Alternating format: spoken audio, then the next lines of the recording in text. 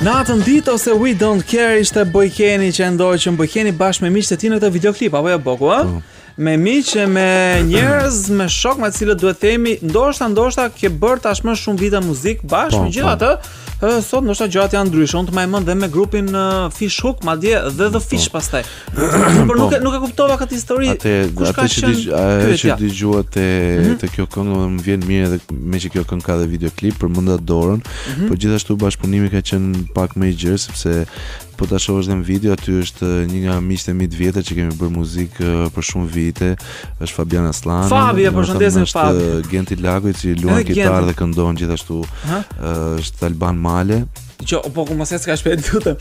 Ndalim pak këtu tek përshëndesim Fabin fillim se është shumë çuni talentuar. Persona dhe vjen shumë mirë që kanë domethënë vazhduar rrugën e produksionit dhe gjithë secili është producent, ka punët e tij, këngët e tyre të suksesshme që kanë bërë në festivale të ndryshme. Pyetje të shpejt fare, blitz fare. Po i ken Lago, Genti Lago. Ken në gjë lidhje kushërinj të largët? Jo, nuk kemi asnjë gjë. Thjesht jemi njohur nëpërmjet muzikës, kemi punuar në njëjtën punë, kemi punuar bashkë atë me projektin Bojken Lako Band, kemi bërë disa koncerte edhe këtu edhe jashtë. Kemi punu bashkë për këngë të ndryshme për orkestrime, si orkestrimin e kësaj këngë, si orkestrimin e këngës Mere Let dhe orkestrimin e këngës Përse, gjatë kësaj periudhe që punonin bashkë, po. Okay, qartë, nuk kemi lidhje. Dhe duke ecur më tej gjithashtu dhe Alban Male shfaqet aty tek videoklipi, përshëndesim të Albanit, ai është shumë i talentuar, duhet ta themi. Në një emër tjetër që ndoshta na ka shpëtuar ja. Te kjo video këta jemi, domethënë unë, Albani, Fabi, Dora dhe Genti. Dora, mirë, përshëndesim edhe Dorën. Mirë, ndërsa vazhdojmë të rrim mesazhe pafund te Bojken, miq tan përsëri na shkruajnë në përgjithësi shpejt disa nga mendimet e tjera që kanë mbërritur. Për pyetjen si gjithmonë prapë për muzikën flasim sot dhe vegla ta keni ndonjë vegël që dini ta luani dhe ndonjë vegël që juve ju pëlqen. Boku, ti ke ndonjë vegël që të pëlqen për ndoshta s'di ta luash? Një violin ndoshta apo jo? Po.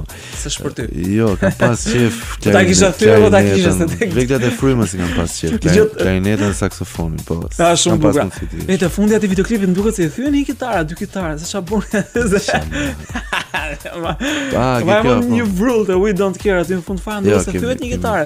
Kemi bërë kështu si fani, domethënë si kur donim të thyem. Interesante. Unë kujtova se thyenit me vërtet. Jo, kam thyer gitarë, jo në klip. Vërtet e ke thyer? Po. Ku në koncert live apo kështu në studio? Në vitin 94 në një koncert te Amfiteatri. Vërtet? Po. E thyve? Ka një gjë sa bukur. Është bukur. Domethënë ishte një moment për të kaluar domethënë ato kërkesat edhe energjitë edhe që vinin kështu si. Ishe duke interpretuar Boku kështu live para publikut? Bas interpretim. Bas interpretimet, ë? Sa interesante kjo, po ora po gitarat bën dhe shtrenjtë më bulet.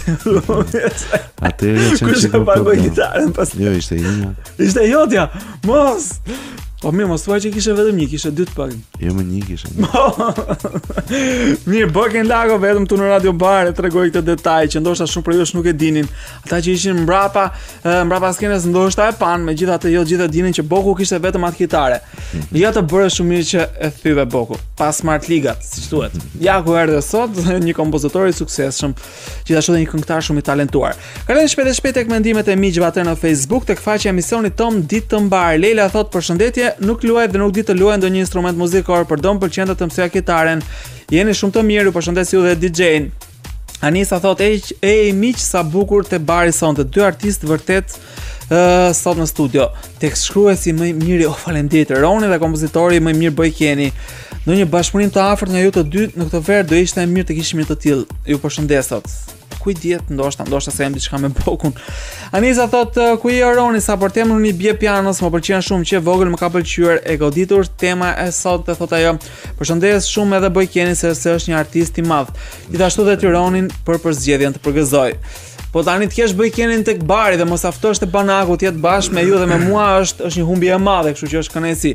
Gjithashtu Boku duhet themi ka ndëshuar dhe Lukun. Shumë interesant Luku i ri Boku. Po të mbaj mend para disa kohësh me flokët e verdha. Çfarë kuptimi kishin ato flok? Po nuk është ndonjë kuptim, unë thjesht nganjëherë ndjej veten çik më poshtë, sikur eci çik më ngadalë se ç'duhet dhe çdo njeri ka dëshirë që të bëjë një lloj ndryshimi. Duke filluar nga vetja vetë dhe është një kënaqësi estetike, domethënë që të jep edhe çik forcë. Unë sa bëj dot, se jam mësuar me këtë model flokësh, megjithatë. Nuk është se i kushtoj në vëmendje, thjesht kam dëshirë që na jetë bëni ndryshim, ndjem edhe veti çik më ndryshe. Shumë interesant. Më pëlqen. Nuk doja të them fare se si është puna me lukun e Bojkenit, sepse dua që kur ta shikoni në rrugë ta biten, s'do mos vajzat, ishte Bojkeni.